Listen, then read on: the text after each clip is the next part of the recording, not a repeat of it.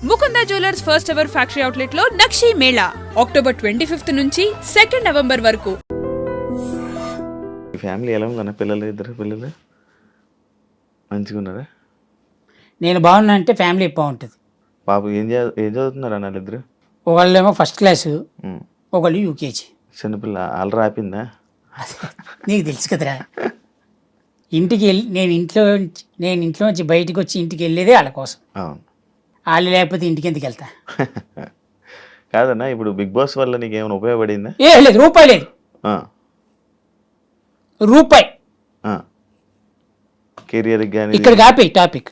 ఎందుకన్నా అక్కడ కాపే అన్నగా ఒకటే ఆన్సర్. నాకు తెలిసి ఈ క్వశ్చన్ అడుగుతా,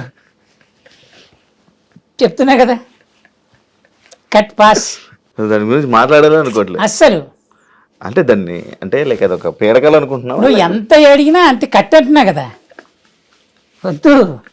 ఈ బుల్లితెర మీద కనిపిస్తూ శ్రీన్ కానీ ఆదిరెడ్డి గారు కానీ వీళ్ళందరూ పెద్ద పెద్ద ఛాన్సులు కొడుతున్నారు. కానీ చెంటన్న లైక్ వాళ్ళకి ఎలా వచ్చాయి, మరి చెంటానికి ఎందుకు రాలేదు? No answer.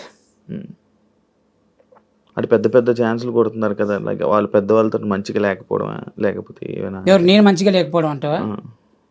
అదే అయ్యి ఉండొచ్చు అంటున్నా కదా. నాకు ఈగో. అమ్మ, మళ్ళీ ఈగో దగ్గరికి వచ్చా. మరి అదే కదరా, ఫస్ట్ స్టార్ట్ అయింది పబ్లిసిటీ అక్కడి నుంచి.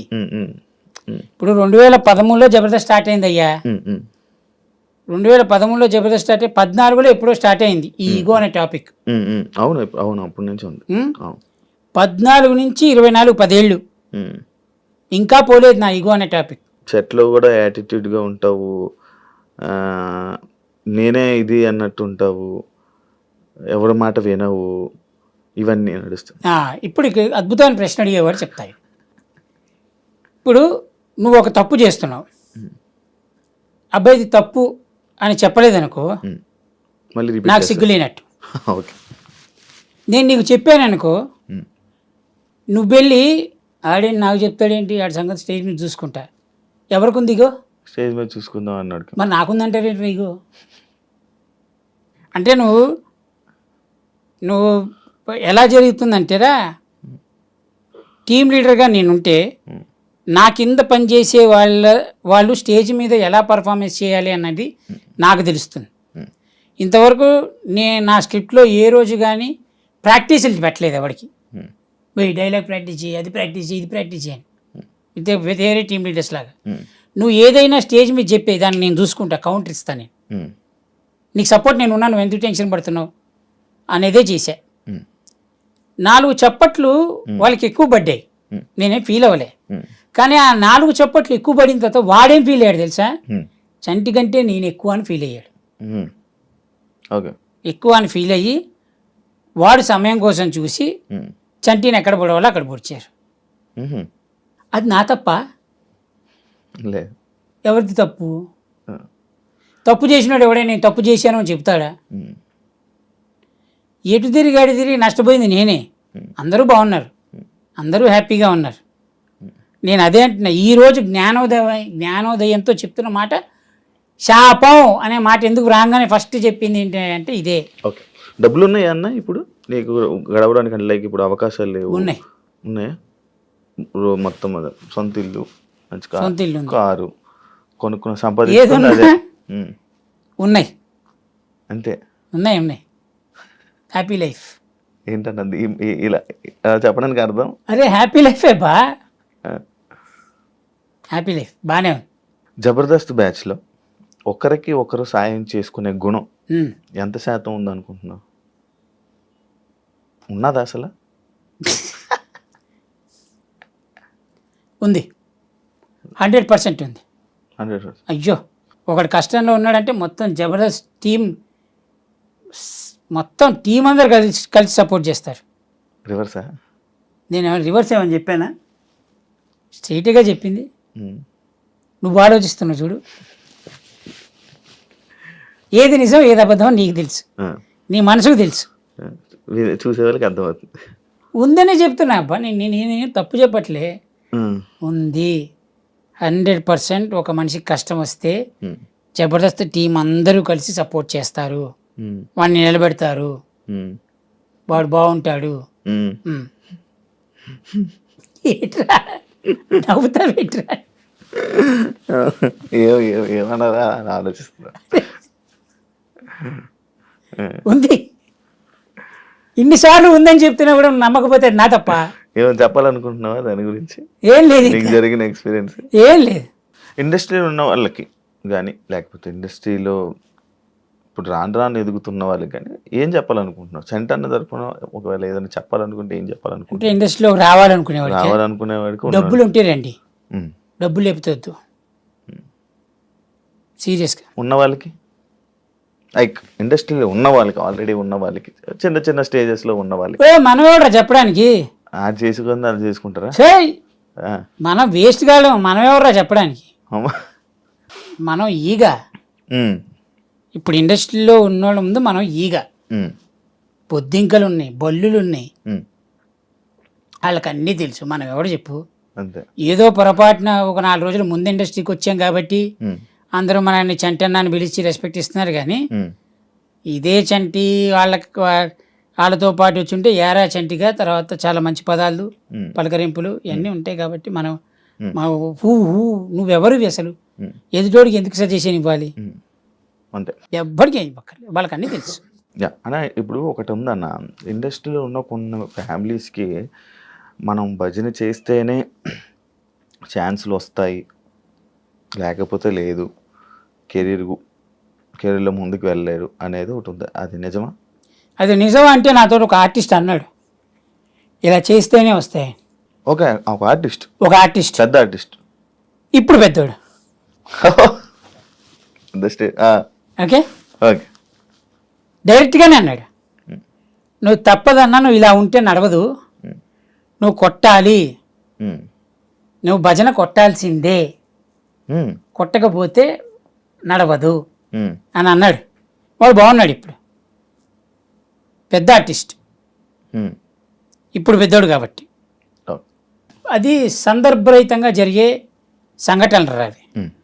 ఇప్పుడు మనం భజన కొడితేనే మనకి ఛాన్సులు వస్తాయి అనేది ఉంటే, భజన కోసమే ఇండస్ట్రీలోకి వచ్చిన వాళ్ళు కొన్ని వందల మంది ఉన్నారు, వాళ్ళకి రాలేదుగా. భజనతో పాటు టాలెంట్ కూడా ఉండాలి.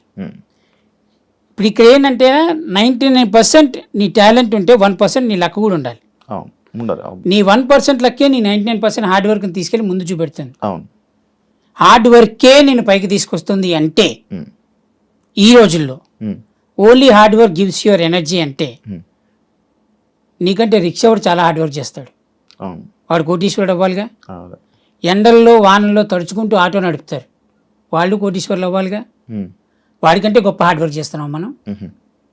జూనియర్ ఆర్టిస్ట్ నీకంటే కుక్క ఎంత పాపం, ఎట్లా అంటే వాడు తినని తిట్లంటూ ఉండదురా. ఏ బొక్క, నాకు ఇచ్చే డబ్బులకి నేను ఒక కారు, నాకు అసిస్టెంటు, నేను వెళ్తే ఓ 4 రెస్పెక్ట్ ఇచ్చి నాకు టీ ఇచ్చి, నాకే ఇంత బలుపు ఉంటే, నాకంటే కొన్ని 100 సినిమాలు సీనియర్ మోస్ట్ జూనియర్ ఆర్టిస్ట్ ఉంటాడు, వాడికి ఎంత తెలిసి ఉండాలి, ఎంతమంది డైరెక్టర్ల గురించి తెలిసి ఉండాలి. మరి వాళ్ళకి రాలేదే, వాళ్ళు ఇంకా బాగుండాలి కదా నాకంటే. సో ఏంటంటే your 1% luck makes your 99% hard work. అదే చూపెడుతుంది, 1% చూపెడుతుంది. అది లేకపోతే నువ్వు ఏం చేసినా నడవదు, అంతే. ఈ 1% మీద ప్రపంచం మొత్తం తిరుగుతుంది 1% మీద. ఇందాక ఒక క్వశ్చన్ అడిగావు చూసావు నువ్వు, భజన కొడితేనే ఉంది అని. నాతోటి ఒక హీరో కూడా అన్నాడు ఈ మాట, హీరోనే అన్నాడు, నువ్వు నాకు నేను అన్న మాటకి నువ్వు సై అనవేంటి అని. ఏం చెప్తారు సై అనవేంటి అంటే? అంటే నీకు ఒక రెస్పెక్ట్ లేదు, నీకు సెల్ఫ్ రెస్పెక్ట్ అనేది లేదు. నువ్వు బతకడం కోసం నువ్వు చంపేసుకోవాలి. ఇక అవతలోడు ఏది మాట్లాడినా అడు ఎంత లఫ్ట్ గల్లా ఉన్నాడంటే, అన్నాడు ఏందన్నా లఫ్ట్ అనే మాట నీ నోట్లో చెప్పా, ఇప్పుడేమిటి లఫ్ట్ అసలు పదం ఏంటిది, ఎక్కడది, జర్మనీ పదమా అని అడగలేదనుకో, వీడికంటే వీడు ఎక్కువ బలుపుని ఉంటుంది అంటారు. ఇప్పుడు ఈ లఫూట్ అనే మాటకి నువ్వు చప్పలు కొట్టాలంటే ఎన్ని మాట్లాడతారు వాళ్ళు? అన్నిటికీ కొట్టాలి నువ్వు చప్పట్లు. అట్లా కొంతమందికి మనం కొట్టలేక కొట్టడానికి రాక కొట్ట బుద్ధి కాక కొట్టలేదు కాబట్టి ఈ ప్రస్తుతానికి ఈ స్టేజ్లోనే ఉన్నా. నువ్వున్న పొజిషన్కి నార్మల్గా ఒక సినిమాలో ఒక సైడ్ నాకు రోల్ చేస్తే నార్మల్గా ఎంత ఇస్తారన్న? నేనున్న పొజిషన్కి డిపెండ్స్ ఆన్ మూవీ. అరే నేను రెమ్యునరేషన్ విషయంలో ఏ రోజు అడగలే నాకు ఇంతే కావాలి. అది నేను అలన్న దగ్గర నుంచి నేర్చుకున్నా. మనకు కావాల్సింది సినిమా. వాడు 5 ఇస్తాడా 10 ఇస్తాడా అనే విషయం పక్క పెట్టు. నీకు వర్క్ కావాలి. ఈ వర్క్ వల్ల 4 పరిచయం అవుతారు. ఆ 4 రేపు పొద్దున్న నీకు పనికొస్తారు. ఎందుకంటే ఇండస్ట్రీలో అందరూ ఎవడో ఒకడు ఎప్పుడో ఒకప్పుడు పనికొచ్చేవాడే, చెడ్డోడైనా మంచోడైనా. ఆ 4లో ఎవడో ఒకటి నీకు పనికొస్తాడు. ఆ 4 పరిచయం అవుతారు నీకు. వాడు 5 ఇస్తాడా 10 ఇస్తాడా అనే విషయం పక్క పెడితే నీకు పని కావాలి కాబట్టి వాడు ఎంత ఇచ్చినా వెళ్ళిపో. డేట్ ఖాళీ ఉంటే 10 వచ్చే చోట 5 కోసం ఈ 10ని మానుకోమని చెప్పట్లే. 5 ఇచ్చినా వెళ్ళిపోయి చేసుకోవాలి. అది నేను నేర్చుకున్నది. ఇక్కడ వచ్చిన తలగానే పోయింది తెలుసా. 5కి 10కి కూడా చేస్తాను అని చెప్తే నేను 3కే చేస్తా అని చెప్పి ఆర్టిస్టులు ఉన్నారు. ఎందుకు అంటే నాకు 5 ఇవ్వడం అని. ఇది ఎవరు చెప్తారు? ఇందాక నేను చెప్పా కదా, co director or assistant directors or team of the direction department. వాళ్ళకి 100 ఉండొచ్చు ట్రాన్సాక్షన్, తప్పులేదు, ఏమన్నా తప్పు పట్టలేదు. సో వాళ్ళు చెప్పడం వల్ల చంటి గారికి 3 5 ఎందుకండి, చంటి గారికి 10 ఎందుకండి, మనోడు 7:30కే వస్తా అంటున్నాడు కదా. అందుకేనా అన్న సీనియర్ కమేడియన్లు తక్కువైపోయి జబర్దస్త్ కమేడియన్స్ రావడానికి రీజన్ అదేనా? నువ్వు అడిగే ప్రశ్నలు ఎలా ఉన్నాయి తెలుసారా? గోడకి మేకు కొట్టేటప్పుడు సుత్తితో కొట్టావా రాయితో కొట్టావా అన్నట్టుంది. ఎటు కొడితే మేకు దిగుతుందా లేదా, ఇది కాన్సెప్ట్. ప్రొడ్యూసర్ వైజ్గా ఆలోచిస్తే నాకు ఎంత బడ్జెట్లో తక్కువ అవుతుంది అనేది ప్రొడ్యూసర్ ఆలోచిస్తాడు. డైరెక్టర్ వైజ్గా ఆలోచిస్తే ఈ క్యారెక్టర్ పలానోడు చేస్తే బాగుండు అని ఆలోచిస్తాడు. కానీ కింద ఉన్న ప్రొడక్షన్ మేనేజర్ వాడు ఉంటాడు చూసావా, వాడికి ఎంత తక్కువలో ఆర్టిస్ట్ వస్తే బాగుండు అని ఆలోచిస్తాడు. ఈ ముగ్గురులో ఎవరిది తప్పు, ఎవరిది కరెక్ట్? ఎట్ లాస్ట్ దిగేది సినిమా. సినిమా ఆడియన్స్కి థియేటర్లో అయితే రాయరు కదా, పలానా ఆర్టిస్ట్కి పేమెంట్ ఇవ్వలేకపోవడం వల్ల ఈ క్యారెక్టర్ పలానా ఆర్టిస్ట్ చేస్తున్నాడని కింద స్టేట్మెంట్ వెళ్తే జనాలు కూర్చొని చదువుతారా? అయ్యయ్యో సునీల్ గారు ఇంత తీసుకుంటున్నారని గెటప్ సీన్ పెట్టారంట, గెటప్ సీన్ ఇంత తీసుకుంటున్నారని ఆదిని పెట్టారంట, ఈ 2 రోజులే ఆది అంట అని ఈ క్యారెక్టర్ కోసం స్టేట్మెంట్ రాయలేరుగా. అలా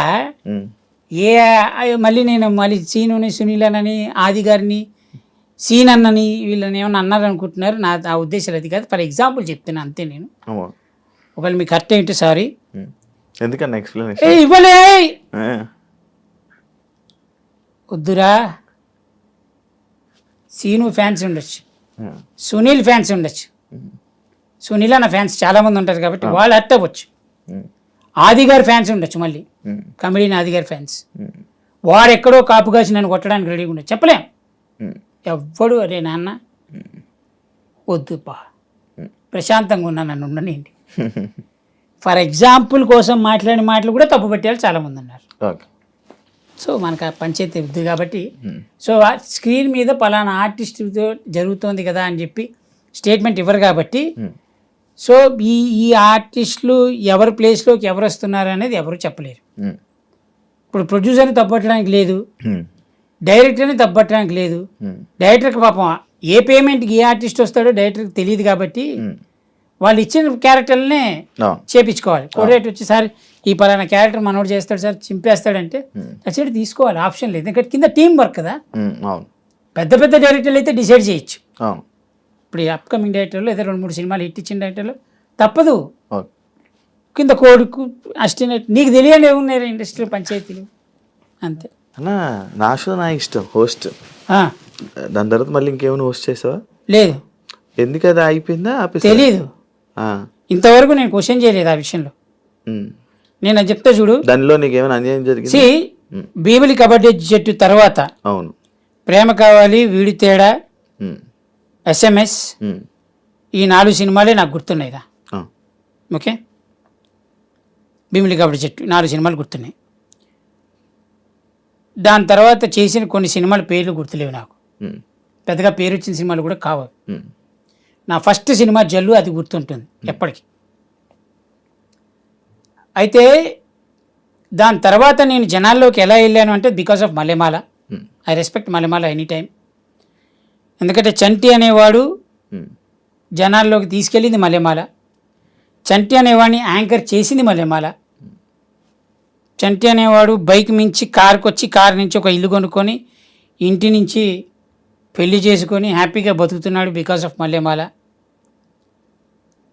చంటికి కోపం వచ్చి జబర్దస్త్ మానేసి మళ్ళీ జబర్దస్త్లోకి ఎంట్రీ ఇచ్చినా నో అని చెప్పు, రా ఎన్నిసార్లు రా అని నమ్మింది మల్లెమాల. మరి ఇప్పుడు లేదేంటనా చెప్తా. ఇవన్నిటికీ Mallemala, I thanks you Mallemala. కానీ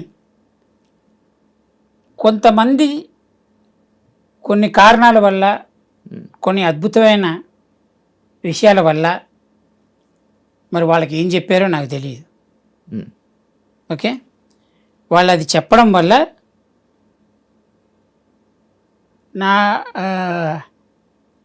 నన్ను వద్దన్నారు వాళ్ళు. సో నా షో నా ఇష్టం ఆపేసినప్పుడు కూడా నేను వెళ్ళి ఎందుకంటే ఈ ప్రోగ్రామ్ ఆపేశారు అని అడగలేదు. నేను ఇందాక అదే చెప్పాను, ఇంతవరకు ఎవరిని ఏది అడగలేదు. నేను అడగను, ఎందుకంటే ఐ రెస్పెక్ట్ మల్లెమాల. ఎందుకు ఆపేశారు అని అడిగితే, నేను కింద వాళ్ళని అడిగితే 100 రీజన్స్ చెప్పారు నాకు. నేను ప్రొడక్షన్లో అడగలే, కింద వాళ్ళని అడిగా, 100 రీజన్స్ చెప్పారు. దానిలో ఫస్ట్ రీజన్ ఏంటి అంటే సెట్లో నువ్వు పడుకుంటావంట కదా. ఓకే, నేనేమన్నానంటే అది నిజమా అబద్ధమా అనే విషయం పక్కకు పెడితే, నా షో నా ఇష్టం ప్రోగ్రాం చూసిన వాళ్ళందరికీ తెలుసు, ఒకే యాంకర్ కంటిన్యూగా మాట్లాడుతూనే ఉండాలి, రైట్, అరుస్తూనే ఉండాలి, మంచి హిట్ షో కూడా అరుస్తూనే ఉండాలి, కంటిన్యూ, ఎక్కడ బ్రేక్ ఉండదు. వాళ్ళు నేను గెలుకుతూనే ఉండాలి, నేను లేపుతూనే ఉండాలి, అల్లరి చేస్తూనే ఉండాలి. ఇప్పుడు షోకి మధ్యలో ఎపిసోడ్కి మధ్యలో ఓ 3 అవర్స్ గ్యాప్ ఉంటుంది. ఈ 3 అవర్స్ గ్యాప్లో నేను పడుకుంటానా, రోడ్డు మీదకి వెళ్ళి సొల్లేసుకుంటానా, తిరిగి బయటికి గాలి తిరిగి వస్తానా అనేది అనవసరం. నీ షోకు ఉన్నానా లేనా, రైట్, ఇది కదా ఇంపార్టెంట్. అలా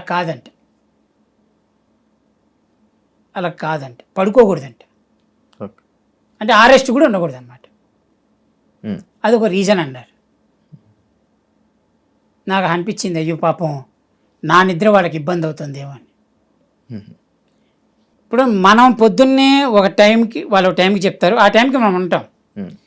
కాస్ట్యూమ్ వేసుకోవడానికి, అది రెడీ అవ్వడానికి నాకు తెలిసి ఈ రోజుల్లో పెద్ద టాప్ మోస్ట్ యాంకర్లు అని చెప్పుకునే అందరూ 9:30 ఆన్ స్టేజ్ అనగా 9:30 మేకప్ ఇట్లా కూర్చోవట్లేదు ఎప్పుడు, since from so many years. ఒక ½ అన్ అవర్ 1 అవర్ అటు ఇటు అవుతుంది. నీకు తెలుసు ఆ విషయాలు. అవును, ఆబ్వియస్లీ ఎవరికైనా అదే టైం పడుతుందిగా, మేకప్ వేసుకోవాలి, అది పడుతుంది కదా. ఈ గ్యాప్ ఉంటుంది చూసావా, ఇది వాళ్ళకి ఇబ్బంది అంట. అది ఎవరి వల్ల, నా వల్ల, అది ఇబ్బంది అంట. ఇది సెకండ్ రీజన్. ఒకటి పడుకోవడం, ఇది గ్యాప్. మూడవది నా షో నా ఇష్టంలో, ఇప్పుడు రివీల్ చేస్తా నీకు, కింద ఆర్టిస్టులు వాళ్ళందరూ ఆడియన్స్ కూర్చుంటారు కదా, వాళ్ళకి క్వశ్చన్స్ చెప్తారు. అవును, ఈ క్వశ్చన్స్ ఎవరు చెప్పాలి, వాళ్ళు రైటర్స్ చెప్పాలి. వాడు లేట్ చేస్తే నాదే తప్పు లేదు, వాడు నేర్చుకుంటాడు, ఒకడు నేర్చుకోడు. అందరికీ నేర్పించిన తర్వాత నన్ను పిలవాలి స్టేజ్ మీదకి. వాళ్ళు నేర్చుకోకపోవడం ఎందుకు జరిగింది అంటే, నేను 1 అవర్ లేట్ అయినందుకు వాళ్ళు నేర్చుకోలేదంట. ఇది ఒక రీజన్ అంట. ఇలా 10-15 రీజన్స్ చెప్పారు. ఇంకా అంత చెప్పిన తర్వాత మనం ఏం చేస్తామని, ఇప్పుడు ప్రతివాడి ఇంటికి వెళ్ళి డోర్ కూడా చెప్పలేం కదా నేను మంచివాడిని, అందుకని వదిలేసే. ఇంకా నేను అందుకే అడగలేదు. నిలకడగైనా నిదానంగా అయినా నిజాయితీ అనేది బయటకు వస్తుంది. నిజం ఎప్పటికీ ఆగదు. ఒకవేళ నేను మాట్లాడే తప్పు అయినా నిజమేంటో చెప్పినోడు మనసాక్షికి తెలుసు, వాడు పడుకునేటప్పుడు అది నిజమా కాదా వాడికి తెలుసు, రైట్. నేను ఎవరిని అడగను క్వశ్చన్స్. నేను ఎవరినైనా నా మీద తప్పు చేస్తే ఎందుకు చేసావు అని అడగను. నేను అందుకే నేను ఈరోజు కడుపు మండి శాపం పెడుతున్నా తప్పితే ఇంతవరకు ఎప్పుడు ఎక్కడ ఏ ఇంటర్వ్యూలో కానీ ఎవరికి బహిరంగంగా నేను ఎప్పుడు అనలే ఈ మాటలు, ఎదుటివాడిని తిట్టలే. అవును. కానీ ఈరోజు తిరుగుతున్నానంటే దానికి కొన్ని వందల రీజన్స్ ఉన్నాయి. తెలుగు ఇండస్ట్రీ మీద కోపం ఉందా? నాకా? నేను ఎవరినిరా తెలుగు ఇండస్ట్రీలో? ఆఫ్టర్ ఆల్ అనొద్దు సార్. నేను ఆఫ్టర్ ఆల్ కానీరా. అరే తెలుగు ఇండస్ట్రీలో నేను ఒక టిష్యూ పేపర్నాయా. నాకు ఇండస్ట్రీ మీద కోపమే ఉంటుంది. ఒకవేళ ఉంది ఎవరికి నష్టం, వస్తాడు తుడుచుకుంటే అవతల పడేస్తారు, కథం. నేను ఎవరిని, నాకేం పని తెలుగు ఇండస్ట్రీ మీద కోపం పెట్టుకోవడానికి? నా బతికే తెలుగు ఇండస్ట్రీ అయినప్పుడు నా ఇండస్ట్రీ మీద నేను ఎందుకు కోపం పెట్టుకుంటా? ఇది ఎలా ఉందంటే అమ్మ అన్నం పెట్టట్లేదని అమ్మతో 4 రోజులు మాట్లాడడం అనేది నీ కడిపే కాలుద్ది. అదొక పర్సనల్ క్వశ్చన్. తాగుబోతు రమేష్ గారు ఉన్నారు, ఆయన సినిమాలు వదిలేసి ఇలా షోస్లో చేస్తున్నాడు కదా, ఆయన స్థాయిని ఆయన దించుకున్నట్టేనా? అరే ప్రతి వాడికి సర్వైవల్ ఈజ్ ఇంపార్టెంట్. ఇప్పుడు నువ్వు బిజీగా ఉన్నావురా, నీకు బాగా డబ్బులు వచ్చాయి, నువ్వు బిజీ లేవు, నీకు డబ్బులు రావట్లే, ఆర్టిస్ట్ సైలెంట్గా కూర్చోలేడు కదా. అవును. ఎక్కడ డబ్బులు వస్తాయని ఎదుగుతాడు కదా. అవును. అలానే చేస్తున్నాడు. ఇప్పుడు తాగుబోతు రమేష్ స్థాయి ఎందుకు తగ్గించుకున్నాడు? అంటే సినిమాలు చేసి అంత మంచి ఫేమ్ అయ్యి సడన్గా అది గ్యాప్. అది ఓకే. ఇప్పుడు నేనైనా అంతేరా. ఇప్పుడు ఇండస్ట్రీ గ్యాప్ ఇచ్చిందా వీళ్ళు తీసుకున్నారా అనే క్వశ్చన్కి ఈ ప్రపంచంలో ఆన్సర్ లేదు. అవును. ఇప్పుడు సర్వైవల్ ఎట్లా? ఇంకో పని చేసుకోలేరా అన్న? ఎవరు? నార్మల్గా మన ఇప్పుడు మంచి ఫేమ్ వచ్చేసింది అన్న, ఫుల్ ఫేమ్ వచ్చేసింది, సడన్గా ఇండస్ట్రీకి మనకి గ్యాప్ వచ్చేసింది. ఎవరో ఏదో సేమ్ ఇలాగే చెప్పడం వల్ల దానికి ఇండస్ట్రీ మనం దూరం అయిపోయాం. వాళ్ళు బయట మళ్ళీ జాబులు కానీ లేకపోతే ఏదైనా పని చేసుకొని బతకలేరా? వాళ్ళ వల్ల కాదా? బతకగలుగుతారు ఎప్పుడు తెలుసా? అన్నీ వదులుకొని ఎవరైతే మా ఎట్ట అనుకుంటే నాకెందుకు అని వదులుకొని బతికినా పొద్దున్నే పోక్ చేసేవాడు ఒకడు ఉంటాడు. ఎలా ఉండేవాడు భయ్యా, కిరాణా షాప్ నడుపుకుంటున్నావు, పాపం కష్టపడి సంపాదించుకుంటున్నావు అని ఒక్కడ మాట్లాడరా. సూపర్ మార్కెట్ పెట్టుకున్నాడు ఏంటి? ఈజీ పదం ఏంటి తెలుసారా? ఆడప్పుడు బాగుండుంటే ఈ కర్మ ఈ పరిస్థితి వచ్చేది కాదు. ఈడు ఇండస్ట్రీలో పెద్ద 100 సినిమాలు తీసి వీడిని పోషించి పెంచినోళ్ళలాగానే అప్పుడు బాగుంటుంటే వీడికి ఏం తెలుసు వాడి గురించి అసలు? నువ్వు టీవీలో నెలకి 199 రూపాయలు కట్టుకుని వచ్చే ఛానల్లో చూసి చప్పట్లు కొట్టినోడివి, వాడు వస్తే ఫోటోలు దిగినోడివి, నువ్వు వెళ్ళి మందికి చెప్తావు వాడి గురించి. వాడు అప్పుడు అలా చేశాడంటరా, అందుకే ఇప్పుడు ఇలా తయారయ్యాడు.